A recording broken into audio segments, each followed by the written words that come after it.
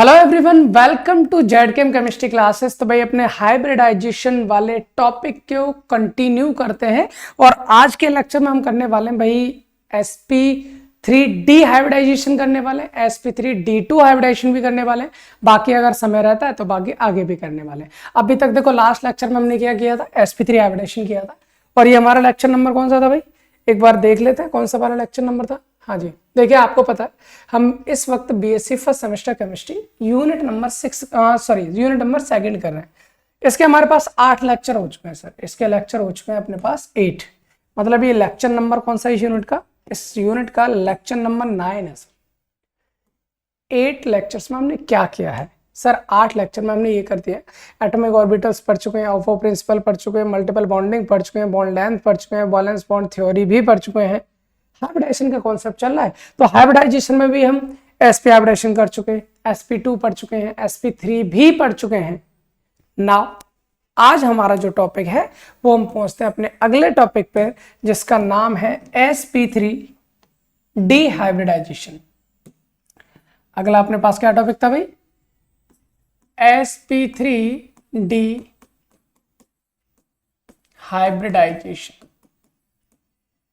sp3d hybridisation. चलिए भाई start करते हैं। बहुत सिंपल सा छोटा सा है क्योंकि इससे पहले हम इतने सारे हाइब्रिडेशन अब पढ़ चुके हैं भाई, sp पढ़ चुके हैं, sp2 पढ़ चुके हैं, sp3 भी पढ़ चुके, तो अब इसमें कोई प्रॉब्लम नहीं होने वाली क्योंकि बिल्कुल वैसे ही चीजें, बस थोड़ा थोड़ा सा डिफरेंस आएगा और कुछ नहीं आने वाला। और वो भी डिफरेंस उसके नाम में ही पता चल जाता है, उसके नाम में ही पता चल जाता है कि डिफरेंस क्या होने वाला है। तो भाई यहाँ से हमें जैसे अभी तक हम पढ़ते चले हैं उसी की बेस पर समझने की कोशिश करते हैं। सर sp हाइब्रिडेशन क्या था, जब किसी भी एटम की एक s और एक p ऑर्बिटल आपस में मिक्स होती है तो दो नई ऑर्बिटल बनती हैं, उन्हें हम sp हाइब्रिड ऑर्बिटल कहते हैं। और जब वो दोनों ऑर्बिटल आपस में अरेंज होती हैं तो कौन सी ज्योमेट्री बनाती है हमारी, वो ज्योमेट्री हमारे पास बनती है लीनियर ज्योमेट्री। ये तो बताए थे भाई, लीनियर ज्योमेट्री बनती है, ये हमने बता दिया था आपका sp हाइब्रिडेशन में। जब हमने sp2 की बात करी थी तो sp2 में हमने क्या कहा था भाई, जब एक s और दो p ऑर्बिटल आपस में मिक्स होती हैं तो आपकी कितनी नई ऑर्बिटल बनेंगी सर, 3 नई ऑर्बिटल बनती है, एक s 2p तो 3 बनेंगी। और तीनों जब आपस में अरेंज होंगी तो हमारी क्या बनती है भाई, तीनों आपस में अरेंज होने के बाद ट्राइगोनल प्लेनर ज्योमेट्री बना रही थी, ये भी हम जान चुके थे। फिर हमने पढ़ा sp3 हाइब्रिडेशन। सर जब किसी एटम की एक s ऑर्बिटल और 3 p ऑर्बिटल आपस में मिक्स होती हैं तो बनेंगी कितनी, 4 नई ऑर्बिटल बनती हैं, उनको हमने कहा था sp3 हाइब्रिड ऑर्बिटल। और जब चारों आपस में अरेंज होती हैं तो चारों आपस में अरेंज होने के बाद क्या बनाती हैं, एक टेट्राहेड्रल ज्योमेट्री बनाती हैं, इन सबके बीच में बॉन्ड एंगल 109 डिग्री 28 मिनट होता है। सर ये चीज पढ़ चुके थे ना, इसमें कोई समस्या नहीं, ये सारी चीज हम पढ़ चुके हैं पहले के पहले ही, सारी चीज खत्म है। आज का अपना टॉपिक है sp3d हाइब्रिडेशन। तो भाई सीधे सीधा पता चल रहा है, सीधा सीधा क्या पता चल रहा है सर, हम यहां से बोल सकते हैं कि हमारे पास में क्या है, एक s ऑर्बिटल होगी, 3 p ऑर्बिटल होंगी, एक d ऑर्बिटल होंगी। भाई हमारे पास क्या होगी, s ऑर्बिटल कैसी होती है, स्फेरिकल, एक s ऑर्बिटल प्लस 3 क्या होंगी, p ऑर्बिटल। p ऑर्बिटल कैसी होती है सर, इस तरह से डम्बल शेप होती है। और इसमें भी कौन कौन सी होंगी भाई, 3 होंगी हमारे पास, कितनी हो, 3, px होगी, py होगी और pz, ये 3 ऑर्बिटल होंगी प्लस एक d ऑर्बिटल होगी। अब d कौन सी होगी भाई, d में तो हमने बहुत सारी पढ़ी थी, dxy होती है, dyz होती है ना, dzx होती है, dx square minus y square होती है, dz स्क्वायर होती है। तो यहाँ पर एक्चुअल में कौन सी वाली d ऑर्बिटल होती है, यहाँ पर होती है हमारे पास कुछ इस तरह की जो हमने बनाई थी, इसका नाम था dz स्क्वायर, ये वाले ऑर्बिटल होती है। जब ये 5 ऑर्बिटल आपस में मिक्स होंगी तो मिक्स होने के बाद कितनी हाइब्रिड ऑर्बिटल बनती है भाई, 5 ही हाइब्रिड ऑर्बिटल बनेंगी। और इन पांचों की एनर्जी क्या होगी सर, सेम होगी। शेप क्या होगी सर, शेप भी सेम होगी, है ना। और अगर हम बात करें साइज की तो हम बोल सकते हैं सर इनका साइज जो होगा वो भी हमारा क्या होगा, सेम होगा, वो भी हमारा क्या होगा, सेम होगा। तो sp3 हाइब्रिडेशन में बस यही कहानी है, 5 ऑर्बिटल बनी। अब ये पांचों क्या होंगी, आपस में अरेंज होंगी और अरेंज होने के बाद एक फिक्स ज्योमेट्री बनाती है। उस ज्योमेट्री का नाम क्या होता है भाई, उस ज्योमेट्री का नाम होता है ट्राइगोनल बाइपिरामिडल। सर कैसे बनती है जरा देखते हैं। देखिए 5 ऑर्बिटल है ना, बिल्कुल 5 ऑर्बिटल कुछ इस तरह से आएंगे। अब मैं डायरेक्ट ही बना रहा हूं भाई ना, डायरेक्ट ही बना रहा हूं। ये ले लेते चलिए, ये एक ऑर्बिटल कुछ इस तरह से इस एक्सिस पर आ जाएगी। ओके ठीक है, ऐसे ही पांच ऑर्बिटल ले लेते हैं, 1 2 3 4 और एक 5, ठीक है। ओके, अब यहां से आएगा अपने पास ये ऑर्बिटल आएगी कुछ इस तरह से, और ऐसे जाके थोड़ा सा यहां अरेंज हो जाएगी, ठीक है। इसी तरह से एक और ऑर्बिटल आएगी और ये जाके यहां अरेंज हो जाएगी, ठीक है। थोड़ा सा और कर सकते हैं,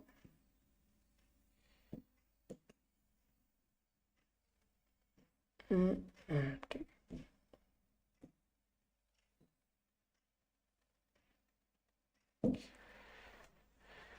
आई होप आपको थोड़ा सा समझने की कोशिश करना भाई। तो हमने क्या कर दिया, तीनों को आपस में इस तरह से अरेंज कर दिया, ठीक है। अब इसके बाद में ये 3 ऑर्बिटल कैसे होंगे भाई, 3 ऑर्बिटल कुछ इस तरह से होंगी, एक ऑर्बिटल ये एक्सिस पर आ गई, एक ऑर्बिटल ये एक्सिस पर आ गई, ये ऑर्बिटल ये एक्सिस।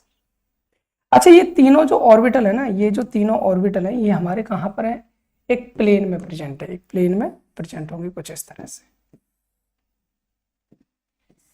तीनों हमारे पास एक प्लेन में प्रेजेंट होंगे, ठीक है।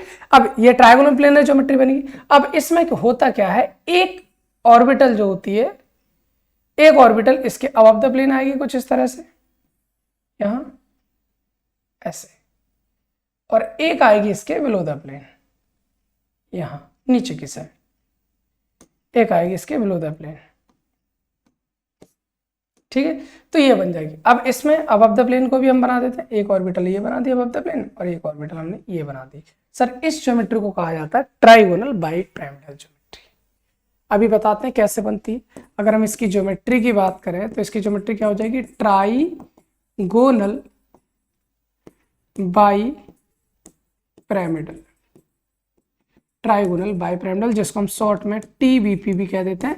और इनके बीच में पाए जाने वाले बॉन्ड एंगल कौन कौन से वो भी हम जान लेते हैं, बॉन्ड एंगल कौन कौन से वो भी हम जान लेते हैं। देखिए सुनिए, पहले हम एक काम करते हैं, देखो मैंने कैसे किया ना, इस चीज को ध्यान से समझने की कोशिश करना।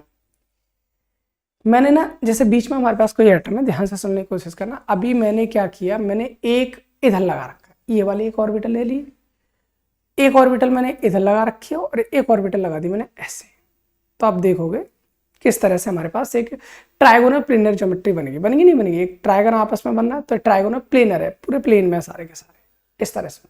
अब इसको अगर मैं ऐसे रख दूं, ऐसे रख दूं, ये 3 ऑर्बिटल है, 1 2 3, ये तीनों जो मैंने पिंक वाली लाइन से आप देखोगे एक प्लेन में दर्शाने की कोशिश करिए, तो ये 3 वही है हमारे पास, है ना। इसको हम ऐसे ना देखकर ऐसे देखेंगे फिलहाल।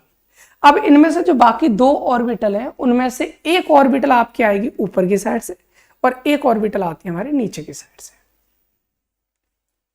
इसे बोलते हैं हम ट्राइगोनल बाइपिरामिडल ज्योमेट्री। क्यों बोलेंगे भाई इसको ट्राइगोनल बाइपिरामिडल? एक चीज देखो, हम ये बोल सकते हैं कि यहाँ पर जो हमारे पास ट्राइगन है, ये जो हमारे पास ट्राइगन है, अगर मैं ऊपर वाले को देखूं, इसको अगर मैं जोड़ूं तो ये तीनों के ऊपर क्या बनाएगा, एक पिरामिड सा बनना है ना ऊपर से। इसका इन तीनों के साथ क्या बनना है, एक पिरामिड बनना है। एक पिरामिड हमारा नीचे की साइड से बनेगा, एक पिरामिड नीचे से, एक पिरामिड ऊपर से। तो इस ट्राइगन के ऊपर कितने पिरामिड बनना है सर? इस ट्राइगन के ऊपर 2 पिरामिड बनना है, एक पिरामिड नीचे की साइड और एक पिरामिड ऊपर की साइड, ठीक है। 2 बनना तो हम बोल सकते हैं 2 को ही तो बाई बोला जाता है भाई। इसका मतलब एक ट्राइगोनल के ऊपर 2 पिरामिड बनना है, दैट्स व्हाई इस ज्योमेट्री का नाम हो जाएगा trigonal bipyramidal. I hope clear हो। अब हम बात कर लेते हैं सर इनके बीच बॉन्ड एंगल कितने का पाया जाएगा। अगर मैं यहाँ पर बात करूँ, पहले इनकी बात करूँ, ये जो 3 लगे होंगे ना, इसमें प्लेन में देखना ऐसे, अब आपको दिख रहे होंगे बिल्कुल। ये जो 3 है इनके बीच में क्या 120 120 120 120 120 120 का होगा बिल्कुल। सर एक तो एंगल है, इन सब में क्या पाया जाएगा 120 डिग्री का पाया जाता है, ठीक है, लिख लीजिए। सर एक एंगल हमारा पाया जाएगा 120 डिग्री का, ठीक है। और भी कोई एंगल है क्या? बिल्कुल होगा। मैंने ऐसे देखा तो इसमें 120 डिग्री का एंगल पाएगा। अब मैं ऐसे खड़ा कर देता हूँ तो आप एक चीज देखो कि ये इसके साथ कितने डिग्री का बना रहा है, 90 डिग्री 90 डिग्री 90 डिग्री। ऊपर वाला इन सबके साथ 90 डिग्री का बना रहा है, नीचे वाला भी कितने का बना रहा है 90 डिग्री का। सर इसमें एक एंगल आपका पाया जाएगा जो 90 डिग्री का होगा, 90 डिग्री का। और कोई एंगल हो सकता है? बिल्कुल हो सकता है सर। ये ऊपर वाला बॉन्ड और नीचे वाला बॉन्ड जो है, इन दोनों के बीच में जो होगा वो 180 डिग्री का होगा, यानी कि 180 डिग्री का बॉन्ड एंगल यहाँ पर पाया जाएगा। तो हम ये बोल सकते हैं कि सर इस ज्योमेट्री की अगर हम बात करें तो इस ज्योमेट्री में आपको 3 टाइप के बॉन्ड एंगल देखने को मिलेंगे।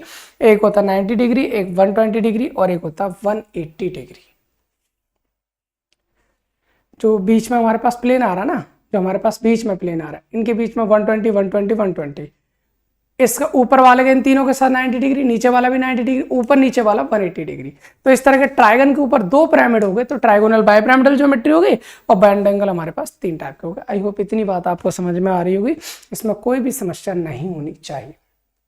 अब इसकी डेफिनेशन कैसे लिखनी है? जब किसी एटम की एक s और 3 p ऑर्बिटल तथा एक d ऑर्बिटल आपस में मिक्स होती है तो हमारे पास में 5 नई ऑर्बिटल बनती हैं। कितनी बनती है भाई? 5 नई ऑर्बिटल बनती हैं, जिनकी इन 5 नई ऑर्बिटल की बात करें तो इनकी एनर्जी, शेप, साइज सब क्या होता है? सेम होता है। और ये 5 आपस में अरेंज होने के बाद ट्राइगोनल बाइपिरामिडल ज्योमेट्री बनाते हैं, जिनके बीच में 90 डिग्री, 120 डिग्री, 180 डिग्री के बॉन्ड एंगल पाए जाते हैं। आई होप इतनी बात क्लियर है। इसमें सिंपल है, बस कुछ नहीं। अब हम एक काम करते हैं, इसका एग्जाम्पल करते हैं भाई, इसका एग्जाम्पल कर लेते हैं। और एग्जाम्पल में इसके लिए हम करने वाले हैं PCl5। हमारे पास फास्फोरस है। फास्फोरस का एटॉमिक नंबर हमें पता है कितना होता है? 15 होता है। और 15 होता तो हम कैसे करेंगे भाई? हम करेंगे sir 1s2 2s2 2p6 3s2 3p, कितना हो जाएगा? 5। ये तो हो जाएगा 2 2 4 6 10 10 + 2 12 12 + 5 17 हो गया। अच्छा ज़्यादा हो गया, ठीक है। कितना हो जाएगा? 3 हो जाएगा। ये तो हो गया। अच्छा पहले सेल में हमारे पास 1s होता है, दूसरे में 2s होता है, तीसरे में 2s2p होता है, तीसरे में 3s 3p 3d होता है। अब हमारे पास 3d तो है लेकिन उसमें कोई भी इलेक्ट्रॉन नहीं है। अभी हम इनके ऑर्बिटल्स बनाते हैं। s में हमारे पास ये फाइनल हमारे पास क्या है? लास्ट वाली सेल यही है ना। ये पहली सेल हो गई, ये दूसरी सेल हो गई, ये तीसरी सेल हो गई। तो तीसरे में हमारे पास एक 3s होता है, एक हमारे पास 3p होता है, एक हमारे पास 3d होता है, ठीक है।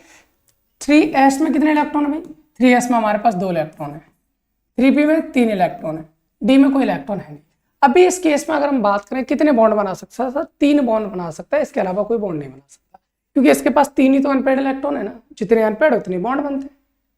पर हमें क्लोरीन कितने लगाने? 5 लगाने। तो जाहिर सी बात है हमें क्या करना पड़ेगा?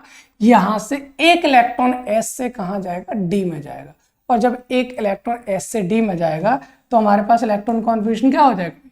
यहाँ पर ये हो जाएगा, जो भी हमारे पास यहाँ से आएगा, यहाँ हो जाएगा 3s1 रह जाएगा, 3p में 3 रहेंगे और 3d में भी हमारे पास एक इलेक्ट्रॉन पहुंच जाएगा। यानी कि ये s है, ये हमारे पास p है, ये हमारे पास d है। ओके, इलेक्ट्रॉन भरे। सर इसके पास एक इलेक्ट्रॉन, 1 2 3 इलेक्ट्रॉन और यहाँ 1 इलेक्ट्रॉन। अब यहां से आप एक चीज देख सकते हो। क्या देख सकते हो भाई? यहां से सर हम देख सकते हैं कि एक s 3p और एक d, एक s 3p और एक d आपस में क्या करेंगे? sp3d हाइब्रिडाइजेशन करेंगे, sp3d हाइब्रिडाइजेशन करेंगे। और sp3d हाइब्रिडाइजेशन होगा तो ज्योमेट्री क्या बनेगी? Trigonal bipyramidal. एंगल आपको पता ही है। अच्छा उनसे जुड़ेगा कौन? Cl। और हमको पता है भाई, हमको पता है अगर हम Cl की बात करें, Cl का एटॉमिक नंबर होता है 17 और 17 होता तो हम कैसे करते हैं भाई? हम करते हैं सर 1s2 2s2 2p6, फिर उसके बाद 3s2 3p, यहाँ पर हो जाना 5, क्यों 2 2 10 सॉरी 2 2 कितना हो 4 + 6 10 + 2 12 + 5 17 हो गया।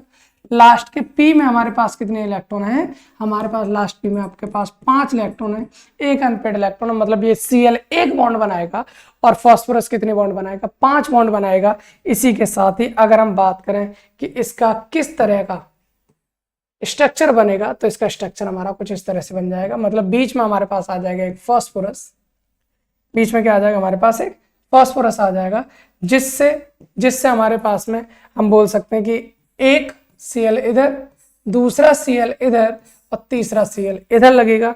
और ये तीनों Cl एक दूसरे के किस में होंगे भाई? ये तीनों Cl एक प्लेन में प्रेजेंट होते हैं, एक प्लेन में प्रेजेंट होते हैं कुछ इस तरह से। ये तो बोला था। और इनमें से एक Cl हमारा अबव द प्लेन और दूसरा Cl हमारा बिलो द प्लेन हो जाएगा। भाई यही मान के चलिए जो मैंने आपको बताने की कोशिश करी थी। जैसे अभी क्या बताया था, मैंने बताया था सर आप देखोगे पर्पल कलर है ना, ये पर्पल कलर का, ये हमारे पास में फॉस्फोरस आइटम है। अब इस फॉस्फोरस में मैंने क्या किया, अभी मैंने ये कर दिया, मान लीजिए फॉस्फोरस में एक तो यहाँ लगा दिया, ठीक है, ओके, यानी यहाँ लगाते पहले, एक यहाँ लगा दिया मैंने, दूसरा मैंने यहाँ लगा दिया, ठीक है, तीसरा मैंने यहाँ लगा दिया। तो आप देखो ये तीन प्लेन में लग गए भाई, ये तीनों किस में लग गए, प्लेन में, फॉस्फोरस बीच में, दो Cl इधर एक Cl इधर। अब एक लगा दिया ऊपर से, अभी क्या, अभी ये ट्राइगोनल है, अभी क्या है, ट्राइगोनल है, मैंने ऊपर से एक लगा दिया। अब ट्राइगोनल के ऊपर क्या बन गया, एक पिरामिड बन गया, ट्राइगोनल पिरामिडल हो गया। अभी मैंने एक यहाँ नीचे लगा दिया, ट्राइगोनल बाई पिरामिडल हो गया, एक ऊपर से एक नीचे से, बस खत्म कहानी। इसे ट्राइगोनल बाई पिरामिडल बोलते हैं। तो हमने क्या किया भाई, हमने यहाँ पर ये बोल सकते हैं सर इसकी ज्योमेट्री क्या है, इसकी ज्योमेट्री हमारे पास हो जाएगी टीबीपी यानी ट्राइगोनल बाइपिरामिडल। और अगर इसके बीच में आप चाहते हो क्या पता करना, बॉन्ड एंगल, तो बॉन्ड एंगल अभी भी हमने निकाले थे कौन कौन से, 90 डिग्री के, 120 डिग्री का और 180 डिग्री का बॉन्ड एंगल पाया जाता है। आई होप इतनी बात आपको समझ में आई होगी, इसमें कोई भी दिक्कत आपको नहीं आनी चाहिए। ये हो गया हमारे पास sp3 डिहाइब्रिडाइजेशन।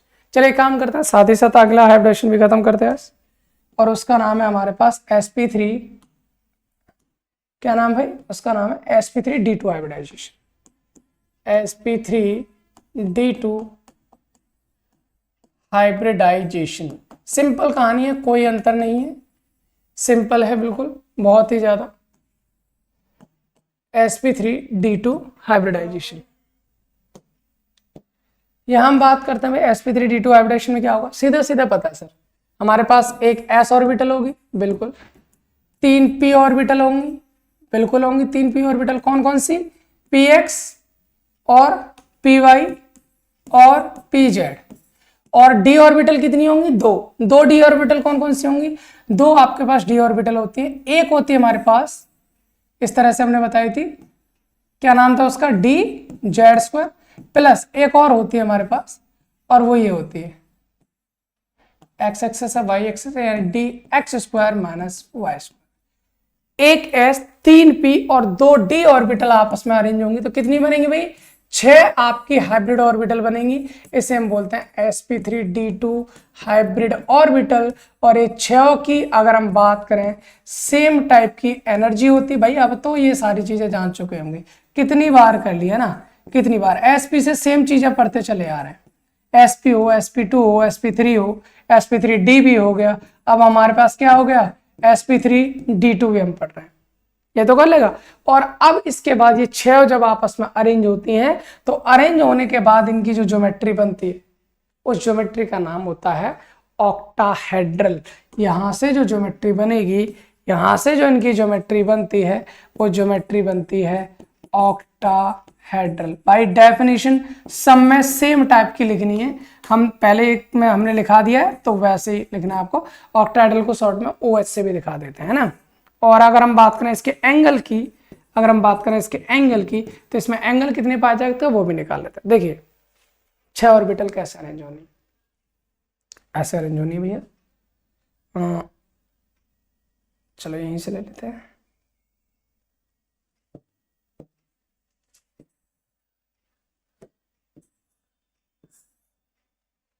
इसको हटाता है, एक मिनट यहाँ आ जाइए,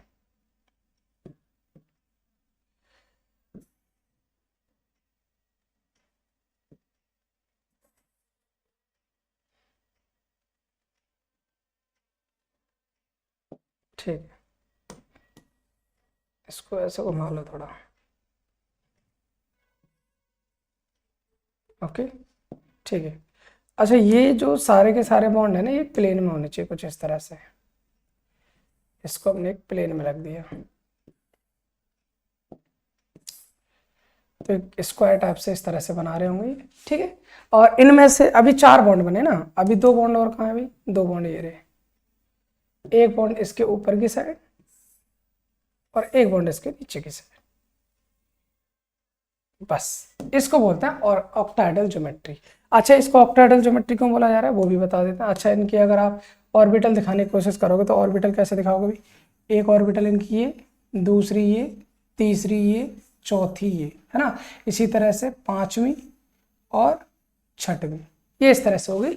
इसको हम ऑक्टाहेड्रल ज्योमेट्री कहेंगे। अब देखो, अब ऑक्टाहेड्रल ज्योमेट्री को बताने की कोशिश कर रहा हूँ। देखिए देखिए क्या होती है ऑक्टाहेड्रल ज्योमेट्री हमारी।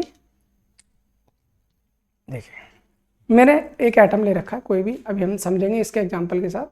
मैंने एक यहाँ लगा दिया एटम, दूसरा यहाँ लगा दिया मैंने एटम, तीसरा मैंने यहाँ लगा दिया एटम, चौथा मैंने यहाँ लगा दिया एटम। अब यहाँ पर देखोगे कि स्क्वायर टाइप का बन गया है। क्या बन गया, एक से मैंने 4 लगा दिए, चारों प्लेन में है, मतलब 1 2 3 4, ठीक है।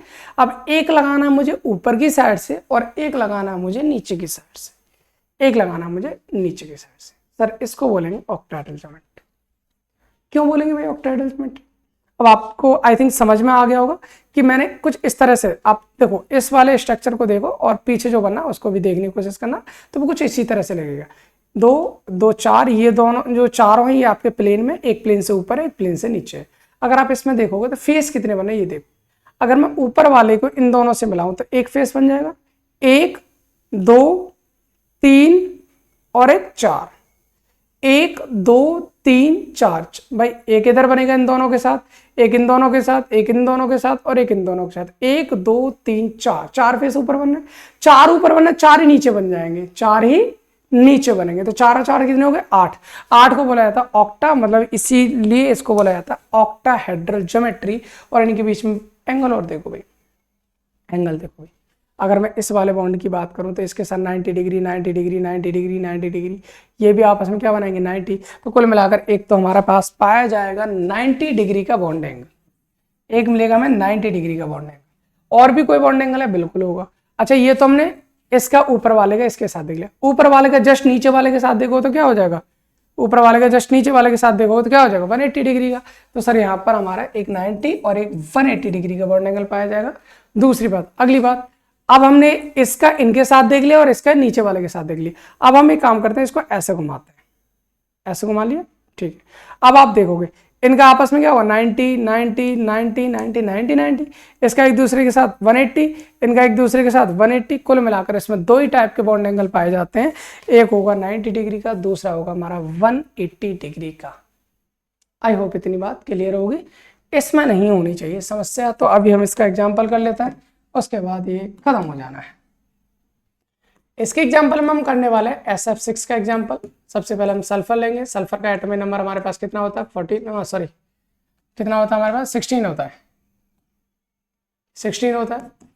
इलेक्ट्रॉन कॉन्फिगरेशन कैसे करेंगे, इलेक्ट्रॉन कॉन्फिगरेशन क्या हो जाएगा 1s2 2s2 2p6 3s2 3p, कितना हो जाएगा भाई आपका 4 हो जाना है, बिल्कुल 3p4 हो जाएगा।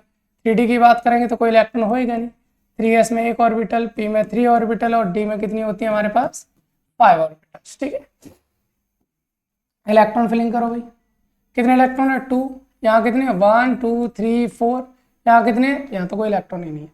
अब इस केस में अगर हम देखें तो यहाँ पर कितने बॉन्ड बना सकता है सर, ये बना सकता है केवल और केवल कितने बॉन्ड 2 बॉन्ड, क्योंकि 2 अनपेड है।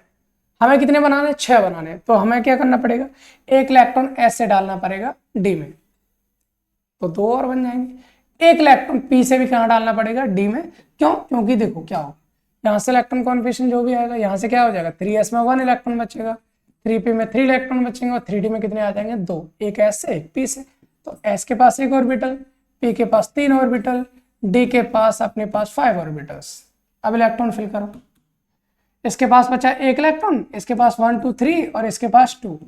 क्या हुआ भाई, हुआ ये हमारे पास हुआ ये कि 1 s 3 p और 2 d, यही तो चाहिए था, 1 s चाहिए थी, 3 p चाहिए थी, 2 d चाहिए थे, sp3d2 हाइब्रिडाइजेशन यहाँ पर हो जाएगा, sp3d2 हाइब्रिडाइजेशन यहाँ पर हो जाएगा। और साथ ही साथ अपने पास एक फ्लोरीन भी है, एटॉमिक नंबर 9 होता है, 9 होता है तो इसका इलेक्ट्रॉन कॉन्फिगरेशन करते हैं तो कैसे करते हैं 1s2 2s2 और 2p5 कर देंगे भाई। p में अगर हम बात करें 5 इलेक्ट्रॉन 1 2 3 4 5, एक ही तो अनपेड है, तो मतलब फ्लोरीन बनाएगा 1 बॉन्ड और सल्फर बनाएगा 6 बॉन्ड। और इसके चलते, इसी के चलते हमारे पास क्या बन जाना भाई, इसका स्ट्रक्चर कुछ ऐसा हो जाएगा, सल्फर आएगा कुछ कितने बॉन्ड बनाएगा? 6 बॉन्ड, एक S 3 P 2 D। आपस में मिलने के बाद ज्योमेट्री कैसे बनेगी? ज्योमेट्री तो ये बन जाएगी ना, ऑक्टाहेड्रल ज्योमेट्री। मतलब इसके पास 4 बॉन्ड कुछ इस तरह से होंगे, एक F, 2F, 3F, 4F। और ये चारों F जो होंगे वो किस में होंगे भाई? ये चारों के चारों F हमारे पास एक प्लेन में प्रेजेंट होते हैं, ये प्लेन में प्रेजेंट हो, ठीक है। इसके बाद एक फ्लोरीन ऊपर की साइड और एक फ्लोरीन नीचे की साइड, बन गई बस। क्या ज्योमेट्री होगी सर? ज्योमेट्री होगी हमारे पास ऑक्टाहेड्रल। और बॉन्ड एंगल अभी हम बताए थे, इनमें बॉन्ड एंगल जो आपको मिलेगा वो बॉन्ड एंगल बनेगा 90 डिग्री और 180 डिग्री का। आई होप इतनी बात क्लियर है। एक बार वापस से देख लीजिए, बीच में जो येलो कलर से हमने लगा रखा है दैट इज कौन है हमारे पास? सल्फर है। सल्फर से 4 फ्लोरीन लगे हैं, 2 इधर है ना और 2 इधर, 4, एक ऊपर एक नीचे, 6 हो गए। इसी को बोलते हैं ऑक्टाहेड्रल ज्योमेट्री। आई होप इतनी बात क्लियर होगी। और टाइम आपका बहुत चला जाएगा, अगले नहीं करने। तो कुल मिलाकर अब हमारे पास देखिए एक चीज सुन लीजिए, क्या है भाई? कुछ चीज अपने पास ये है कि हमने स्टार्ट किया था हाइब्रिडाइजेशन अभी ना, और हाइब्रिडाइजेशन हमारे पास कौन कौन से होते हैं? हमारे पास हाइब्रिडेशन ये होता है, sp हाइब्रिडेशन कर चुके हैं, sp2 कर चुके हैं, sp3 कर लिया, sp3d हमने आज कर लिया, sp3d2 भी आप कर लिया। 2 लेक्चर और 2 हाइब्रिडेशन बचे, तो इनको हम आने वाले अगले लेक्चर में करने वाले हैं। फिलहाल इस लेक्चर को हम यहीं समाप्त करते हैं, मिलते हैं आपको अगले लेक्चर में एक नए टॉपिक के साथ, बाकी बचे हुए हाइब्रिडेशन के साथ। तब तक लेक्चर को जितना हो सके शेयर कीजिए। Thanks for watching.